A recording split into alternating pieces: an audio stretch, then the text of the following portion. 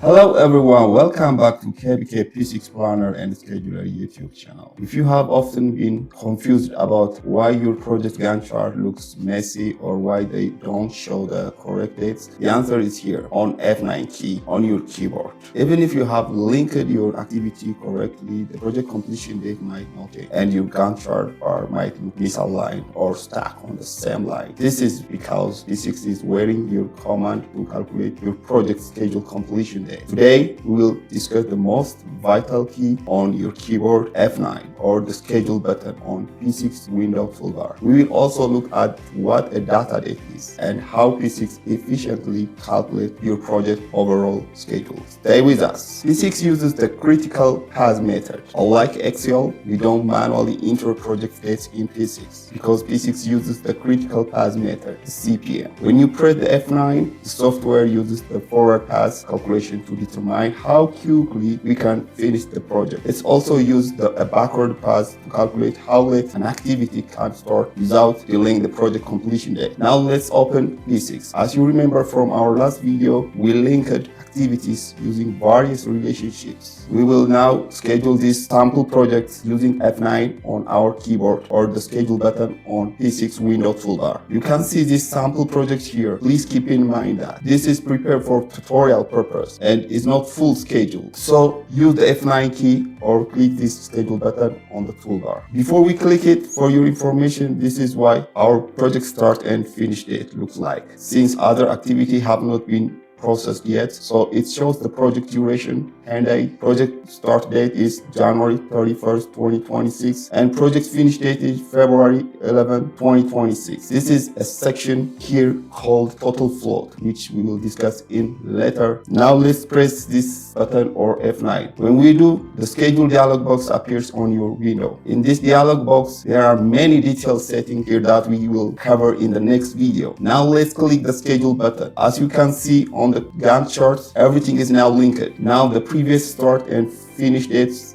have changed. For the project duration, even if some activity of this project are still empty because this is just an example to show you how to run the project schedule by clicking the F9 schedule button. Now look at the Gantt chart. What does you see? The data date. This blue line is called the data date. What is its purpose? It represents the point in time from which we tell P6 to plan forward. For example, if you are at the end of January, we tell it to plan everything from January 31st onward. You select the dates by clicking here. This is a broad topic that needs its own video where we will cover options like retained logic, progress override, and actual date. On the Gantt chart, activity to the left of the data date are completed, while those to the right are upcoming activities. Activity that you see in the red are the critical path activity that are calculated by P6 software. So F9 is not just a button, it's our main control to create our static schedule into dynamic living schedule. Thank you for watching. If you found this video helpful, don't forget to like, share, and subscribe the channel. We will see you in the next video. Thank you.